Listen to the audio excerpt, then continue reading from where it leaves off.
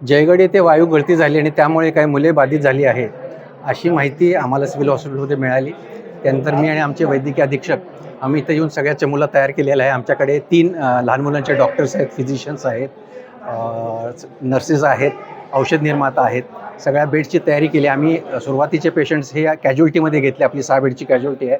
उरलेले कॅज्युअल्टीच्या मागे 12 बेड्स तयार केलेले आहेत, जिथं आता बाकीच्यांना घेतो आहे. तसंच फिमेल सर्जिकलमध्ये जे काही स्टेबल होत आहेत औषधोपचारानंतर त्यांना तिथं हलवलेलं आहे आणि काहींची व्यवस्था आम्ही पेडियाट्रिक वॉर्डात केलेली आहे. मला असं समजतं की एकंदरीत 51 लोकांना इथं आणणार आहेत. आतापर्यंत 32 आलेले आहेत. 32 स्टेबल आहेत. बहुतांशी मुलं घाबरलेली आहेत. त्यांना थोडासा श्वासोश्वासाचा त्रास आणि त्यांच्या पोटात दुखते, त्याच्यावर त्यांची ट्रीटमेंट चालू केलेली आहे.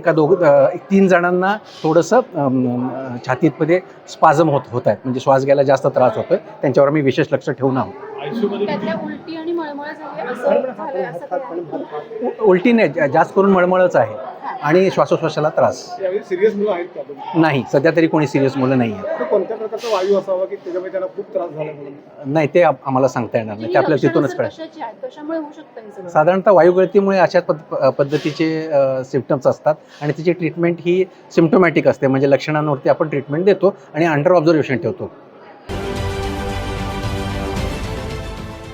देश विदेशातील प्रत्येक घडामोडींचे लाईव्ह अपडेट मिळवण्यासाठी आता साम टीव्हीच्या सर्व सोशल मीडिया प्लॅटफॉर्मला लाईक, फॉलो आणि सबस्क्राईब करा. तसंच सर्व नोटिफिकेशनसाठी बेल आयकॉन प्रेस करायला विसरू नका.